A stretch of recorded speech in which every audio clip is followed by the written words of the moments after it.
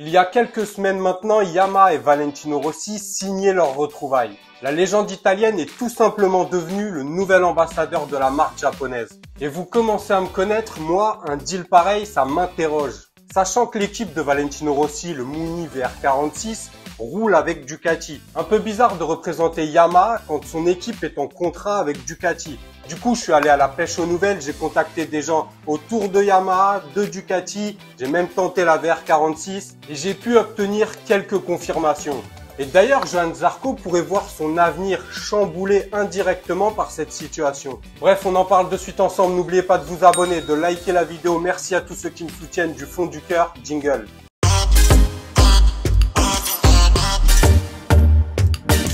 Bon, déjà, on le sait tous, Yamaha galère. Yamaha n'a qu'un seul team, le team d'usine Factory, mais n'a plus de team satellite. Et pour un constructeur historique, un constructeur qui a autant d'ambition, c'est tout simplement pas possible de rouler avec un team uniquement. Donc, c'est tout naturellement qu'on a vu au Grand Prix de Jerez il y a quelques semaines, Valentino Rossi et Yamaha, les représentants de Yamaha, se serrer la paluche et signer un contrat en faveur de Valentino Rossi qui devient à présent l'ambassadeur de la marque japonaise. Alors on le sait, Yamaha et Valentino Rossi, c'est une longue histoire d'amour. Donc déjà de base, on savait que Valentino Rossi, un jour ou l'autre, allait être en business avec Yamaha. Mais là, du coup, le rôle d'ambassadeur de Valentino Rossi est devenu officiel et acté, mais ça pose quand même des questions parce que son team est en contrat avec Ducati, donc c'est toujours un peu étrange quelqu'un qui représente une marque mais qui roule avec une autre. Il y a quelque chose qui va pas. Du coup, vous me connaissez un peu, j'ai contacté quelques personnes. Pour ceux qui me le demandent en commentaire, c'est pas bien compliqué de contacter des gens, il suffit de faire la démarche. Avec les réseaux sociaux, c'est pas bien difficile d'avoir accès à certaines personnes. Parce que moi, un deal pareil, forcément, ça m'interroge. Valentino Rossi qui est avec Ducati, mais ambassadeur de Yamaha. Je sais pas, il y a quelque chose qui se prépare. En tout cas, c'était ma sensation. Donc, du coup, je suis allé chercher un peu. J'ai contacté beaucoup de personnes. Ça m'a pris beaucoup de temps car beaucoup ne voulaient tout simplement ne pas me donner d'informations. Et quelques personnes, on va dire en lien avec Yamaha et Ducati, m'ont confirmé des informations. Déjà, quand Paolo Ciabatti explique qu'il souhaite garder Zarco, mais que si Yamaha se rapproche de trop près de Bezzecchi, il pourrait donner la place Pramac à Bezzecchi. Ça, Paolo Ciabatti, il ne le dit pas au hasard. Il le dit parce qu'il a eu des informations, il le dit parce qu'il sait que Yamaha tente de débusquer Bezzecchi. Et même plus que ça, Yamaha est en négociation avec Valentino Rossi, avec sa cellule, son équipe, le Muni VR46, tout simplement pour pouvoir rouler et être team satellite Yamaha dès l'année prochaine. Donc Paolo Ciabatti, faut pas le prendre pour un âne. S'il dit ça, c'est qu'il y a quelque chose. Et en me renseignant, on m'a confirmé le fait qu'il y avait bien des négociations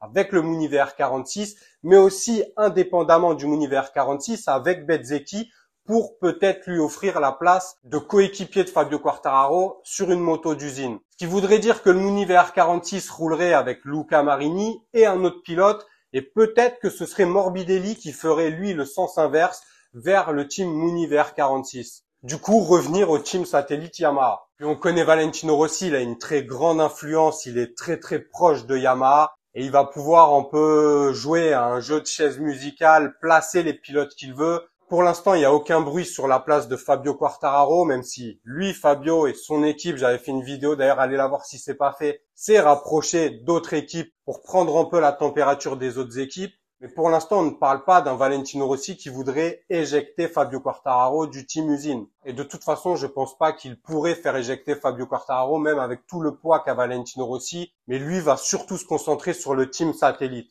Et indirectement, tout ça pourrait causer du tort à Johann Zarco. Johann Zarco à qui on a presque promis, j'ai fait une vidéo d'ailleurs là-dessus aussi, de renouveler, de prolonger son contrat. Ça pourrait poser un problème si réellement Yamaha fait tout pour avoir Bezzecchi, chose qu'à mon avis ils sont déjà en train de faire, et si surtout Bezzecchi accepte la proposition de Ducati d'aller chez Pramac.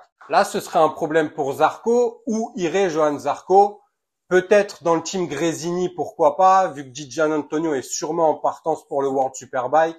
Après, il y a des négociations âpres parce que Yamaha n'a pas encore une machine compétitive et Ducati l'a. Avec Ducati, Bezzecchi est sûr de gagner ou de pouvoir performer en tout cas. Avec Yamaha, c'est moins probable. Yamaha va travailler dur pour rattraper son retard et n'a pas du tout baissé les bras. Ils se sont juste endormis pendant un peu trop d'années. Et surtout n'ont pas eu l'intelligence de voir ailleurs ce qu'il se faisait, car les Japonais sont très ancrés sur eux-mêmes, très dans leur bulle, et ne regardent pas bien ailleurs ce qu'il se passe. Donc ça leur a là pour le coup causé du tort. Bon, du coup, vous l'aurez compris, par rapport à mes contacts et mes recherches, on m'a bien confirmé le fait que ça parlait en coulisses, que ça négociait pour le Team Univers 46 comme team satellite chez Yamaha.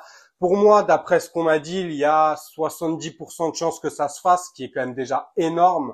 Après, tant que rien n'est signé, rien n'est acté, tout peut changer du jour au lendemain. Il suffit qu'un détail ne plaise pas à l'un ou à l'autre pour qu'un des deux parties se retire de l'affaire. Après, quand on cherche à avoir des informations auprès de certaines personnes, il faut aussi se méfier de la manipulation éventuelle, car parfois, entre différents teams ou différents groupes, des gens ne peuvent pas se voir, ne s'aiment pas, et du coup vont donner des fausses informations pour créer des problèmes, pour créer des conflits, et nous diriger vers une fausse piste. Ça peut arriver, il faut être méfiant, mais d'après mes recherches, j'ai contacté quand même beaucoup de monde, et toutes les informations se regroupent, se recollent.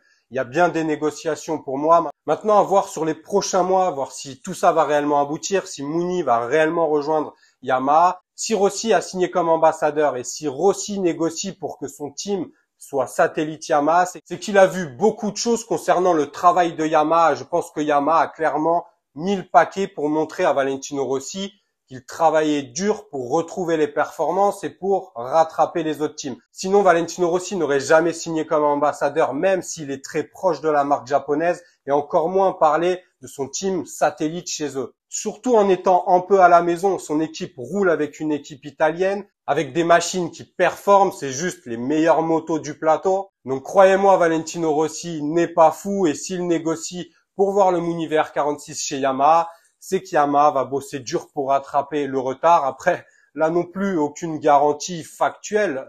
Ça peut leur prendre des années avant de rattraper Ducati ou pas. On verra ça très rapidement de toute façon. On se retrouve dès lundi. N'oubliez pas de vous abonner, de liker la vidéo. Merci à tous ceux qui me soutiennent. Prenez soin de vous, de vos proches, c'est le plus important. À lundi sur Vinson MiGP. Ciao.